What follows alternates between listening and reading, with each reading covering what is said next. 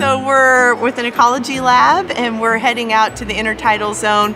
We want to look at vertical zonation on submarine rocks. We'll be standing in front of a big wall of invertebrates in front of us and algae, and we're trying to assess what the difference is for species depending on if they're in the lower intertidal zone or upper intertidal zone, and what are the adaptations they have to live in those different zones. We actually get to go out in the field and learn about the organisms that we were taught about in class and actually see them like physically. We have our little guides here so we can check them out and actually see the stuff and take counts of species instead of like learning on them in a book. So yeah, pretty cool. It puts a tangible experience on what we learn in the classroom because it's really different reading something in a book and looking at a picture or looking at a professor's PowerPoint versus actually getting out there and seeing, say, an organism in its like natural environment, and it puts a really substantial definition in your mind, so when you go back to study, it's easier to remember.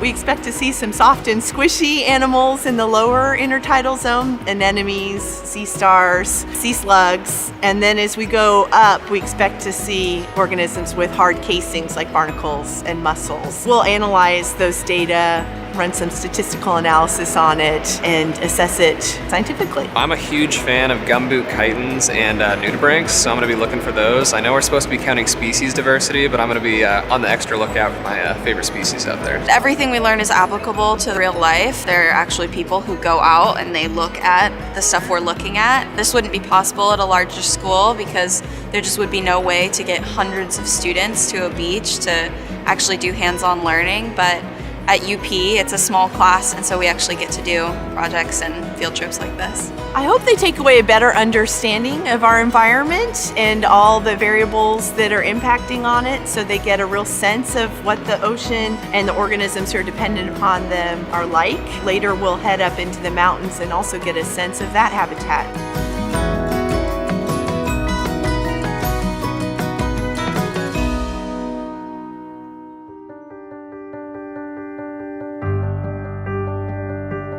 You are right now in Silverton, Oregon at Canyon View Camp.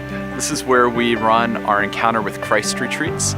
So the idea is to take our students off campus just to physically bring them into a different space. There's no distractions, there's no watches. We keep time for them. We actually ask them to give us their cell phones. And the idea is just to go to a very different place and step back a little bit and have an opportunity to reflect on their lives, on the relationship with God and their relationship with others. Our students get so caught up, well, we all get caught up in our everyday lives and the things, the schedules, what needs to be done. So to be out here, to be in this beautiful bucolic surroundings, it strips all of that away, and we, like leaders and students alike, get to actually pay attention to what's happening underneath and inside of us.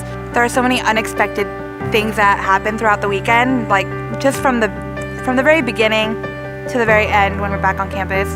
There are surprises everywhere, and those are the moments I think that make this retreat so special. I've been hearing about this retreat since my freshman year. Not only the bread rolls, but just everything else that happens, how you form all these relationships, and how something really big happens, and there's secrets, and so I can't say on camera. Everyone just says it's awesome and great, go on it. That's partly because there's some secrets we don't want to spoil for you, but also because it's deeply unique in every retreat. It's the same structure in every retreat, but the whole retreat itself is the people leading it and the people on it. It's made completely and wholly by who you are and what you're bringing to it. I fell in love with the music because it was what I loved with my faith, and it's been hard for me to try to connect the two. So having the music here in Encounter helps me pray the way that I love to do it. I just think it's important to connect with other students in a religious setting and like find God. And each person's a little different, but for me this is one of the main ways that I'm able to find Him and experience His presence and His love. People are worthy of love, and that I'm worthy of love. And it's easy to forget that in the hustle and bustle of everyday life. If we're grounded in our love and our identity as a beloved son or daughter of God, I think it allows us to encounter challenges in a different way. It allows us to be able to then bring that love into our communities and into the world in a different way. And so really the hope of this retreat is to help our students to know of that. We're currently in Wapato, Washington on the Yakima Reservation. We're on Rural Immersion. We have 14 students here with us as we kind of explore different social justice issues. We've met with immigration attorneys. We have been to a food bank. We visited organic farms. We're hands-on. We're learning straight from people who are affected by immigration policies. The real world is our classroom, and we actually get to hear people's experiences and stories, and we get to see everything for ourselves. We did some picking of like peppers and things like that, and we heard from somebody who had immigrated and started their own farm and heard what his experience was to make it over here and to make his family stable over here, and what he does for his workers to do the same. To get into the U.S. and then especially to gain citizenship, like, it's so hard, and I've just learned so much from the people that we've seen who are trying to do that. This immersion has just opened my eyes to so many issues that are going on, and issues that I can relate to,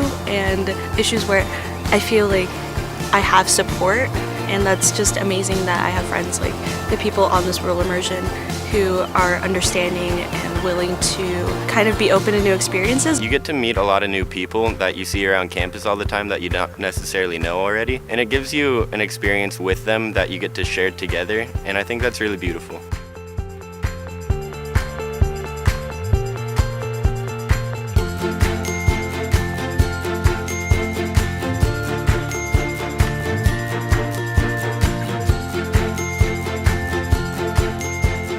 For me, I'm learning a lot about just our relationship with food and how we relate to the earth, and through food it's the most direct way that we relate to it. And I'm learning a lot more about the farmers and the workers and the people and all of their lives that are really involved in that. So I think that'll take away a better understanding of all the hard work that goes into something that you can easily take for granted. I think that the students will come away from this trip with a better understanding of social justice issues, the work that's being done, and how they can be involved in that work going forward. Something that I've taken away from immersions in the past, and I'm beginning to take away from this one, is a real sense of empathy and a deeper understanding of the people affected by these issues. At the Moreau Center, community is our main focus. Community, reflection, solidarity, and social justice. All of our communities, faith or not, can be places where we can love people, places where we can connect at a heart level. A lot of these students don't know each other yet, but they'll get to know each other very well doing great experiments like this. It's not theoretical, it's real life, and you're meeting people, shaking their hands, hearing their stories from their mouths. You really get to know each other very well, and you get to really learn that other people are just as passionate as you are. Hopefully, as they think about the future, and they're grounded in that identity as being a beloved child of God, they begin to look at that vocational question in a different way, right? They think more seriously about how can they help their brothers and sisters throughout the world. I hope to go into immigration law in the future, so speaking with some of the lawyers on the first day was really helpful and gave a lot of insight. Just being a part of this rural community is like an essential perspective into what I want to go into.